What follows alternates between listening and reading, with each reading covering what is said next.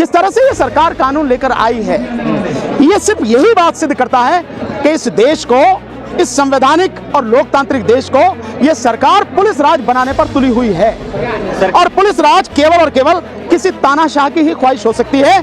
तो मोदी जी ये सिद्ध कर चुके हैं कि वो पूरी तरह से निरंकुश तानाशाह बन चुके हैं और देश की जनता की गर्दन पर पैर रखकर हुकूमत करना चाहते हैं। किसानों के वेलफेयर की बात करी सरकार ने, मजदूरों के वेलफेयर की बात करी सरकार ने, बेरोजगार युवाओं के वेलफेयर की बात करी सरकार ने, महिलाओं की सुरक्षा की, उनके वेलफेयर की बात करी सरकार ने। जो वन रैंक वन पेंशन के लिए यहीं पे पिछले 3000 दिन से ज्यादा हो गए लड़ रहे हैं फौजी हमारे रिटायर्ड, उनके भलाई की बात करी क्या सरकार ने? कानून पूरी तरह से गलत है और कानून बनाते समय सरकार ने या कानून बनाने से पहले ट्रांसपोर्ट डिपार्टमेंट के लोगों से, विशेषकर जो इफेक्टेड लोग हैं, उनसे बात करनी जरूरी नहीं समझी। बिना उनसे चर्चा के, बिना सही कानूनी सलाह के सरकार ने यह पुलिस राज्य बनाने के लिए कानून लेकर आई है। इसके बाद होगा क्या? ये 10 साल की सजा और 7 लाख रुपए जुर्माने, ये इन ड्राइवरों को, ये बेचारे जो मजबूर मजलूम हैं, ये गरीब ड्राइवर, इनको पुलिस के क्रूर हाथों में सौंपने का इंतजाम कर दिया है। वो 7 लाख रुपए जो जुर्माना है उसके नाम पर इनसे वसूली होगी, एक्सटॉर्शन जिसे कहते हैं वो होगा। तो कहा जा रहा है कि सर जो 15,000 कमाएंगे वो 10 लाख कैसे जुर्माना भरेंगे? यही तो समझने की और सोचने की जरूरत है। मैं बार बार ये कहता हूं कि क्या कोई व्यक्ति, कोई भी व्यक्ति हो, एक्सीडेंट जानबूझकर करता है क्या? अगर कोई पक्षी आ जाए, कोई जानवर आ जाए, कोई व्यक्ति आ जाए, तो वो उससे बचाने की भरसक कोशिश करता है। और कई बार ऐसा होता है कि उसे बचाते बचाते उसका खुद का एक्सीडेंट हो जाता है, गंभीर चोट लग जाती है, वहां तक उसकी मौत भी हो जाती है।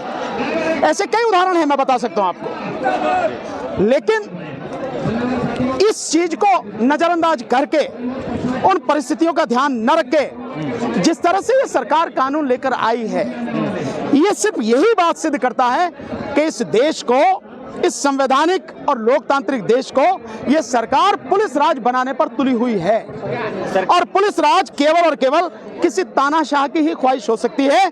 तो मोदी जी ये सिद्ध कर चुके हैं कि वो पूरी तरह से निरंकुश तानाशाह बन चुके हैं और देश की जनता की गर्दन पर पैर रखकर हुकूमत करना चाहते हैं। इसलिए कानून बनाए गए हैं। सरकार ने कहा कि इस कानून के तहत ड्राइवर जो है वो जिम्मेदार होंगे, साथ ही हिट एंड रन केस जो, ये जिम्मेदारी क्या पहले नहीं थी क्या? जो पहले भी होता था, क्या पहले उसमें जिम्मेदारी नहीं थी? हिट एंड रन का कानून तो पहले भी था। और अगर कोई जानबूझकर किसी पे गाड़ी चढ़ाता है, किसी को मारता है, किसी को चोट पहुंचाता है, तो उसकी नीयत देखी जा रही है। उसके लिए आईपीसी में सारी व्यवस्थाएं हैं, सारी कुछ है। 1 साल की सजा से लेकर आगे तक फांसी की सजा तक। अगर कोई जानबूझ के किसी को मारता है, जैसे कई बार मरवाया जाता है, मारा जाता है एक्सीडेंट करा के किसी व्यक्ति को, तो उसके लिए 302 है ना। ये 324, ये 326, ये 307, ये 308 काहे के लिए है? ये इसी के लिए तो है।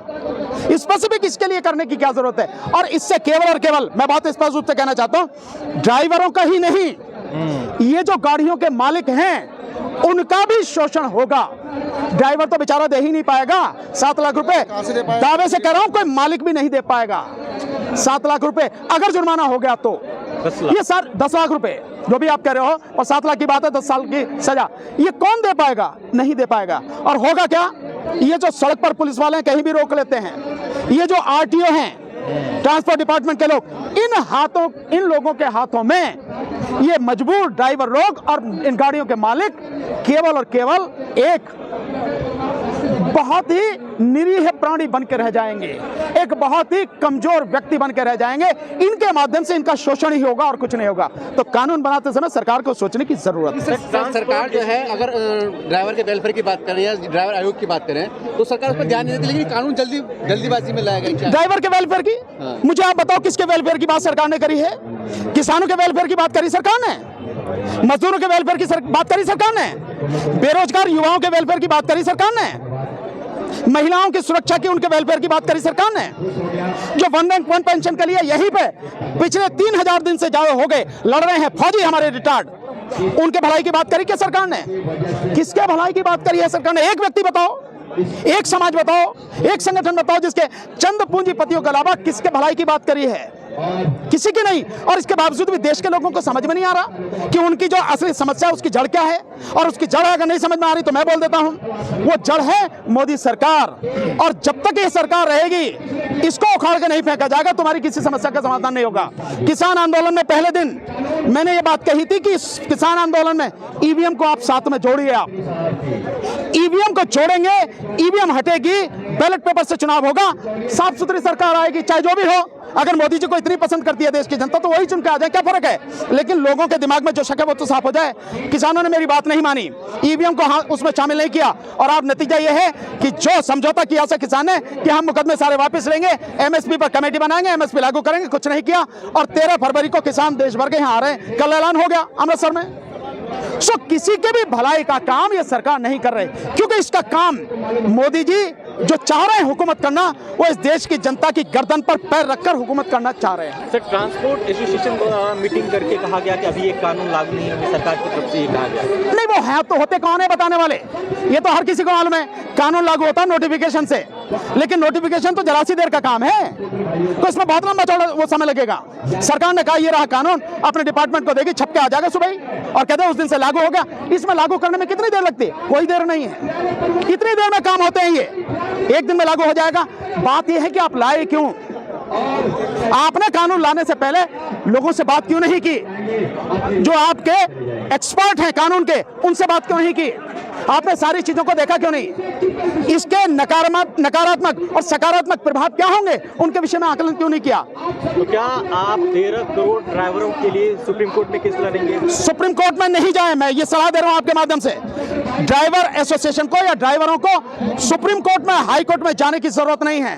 अगर चले गए वही मामला फंस जाएगा और फिर सरकार साफ बच जाएगी, आप कुछ नहीं कर पाओगे। तो उपाय क्या है? उपाय सिंपल ये है कि सड़क पर लड़ाई करें जैसे लड़ रहे हैं, जाम कर दे पूरे देश को। केवल जो बीमार लोग हैं, एम्बुलेंस वगैरह हैं, उनको किसी हालत में ना रोकें, उनके लिए रास्ता दें, उन्हें जाने दें। बाकी पूरे देश को जाम कर दें, तभी ये सरकार घुटने टेकेगी, अन्यथा नहीं टेकेगी। आपका जो कानून है वो लागू हो जाएगा, आपको पता भी नहीं लगेगी। ऐसा क्यों किया जाए ड्राइवरों के साथ जिनकी तनख्वाह भी मात्र 15,000 है, उनके ऊपर 7 लाख? क्या मंशा हो सकती है? 10 साल का कानून में बदलाव मैंने बताया ना आपको, ये इसलिए किया जा रहा है कि मोदी जी इस देश में संविधान को खत्म करके राजतंत्र स्थापित करना चाहते हैं और राजा बनना चाहते हैं। और राजतंत्र जो चलता है, राजा का जो हुक्म चलता है, वो चलता है थानों से। इसीलिए कानूनों में बदलाव करके पुलिस राज बनाया जा रहा है, ताकि वो जो भी है डंडे के जोर पर करवा सके।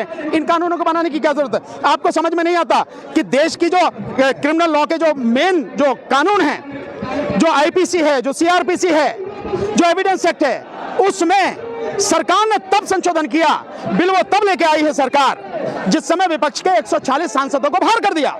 इसका मतलब क्या है? उसी के बाद लेके आई ना। इसका मतलब यह है कि कानूनों पर किसी तरह की चर्चा ना हो।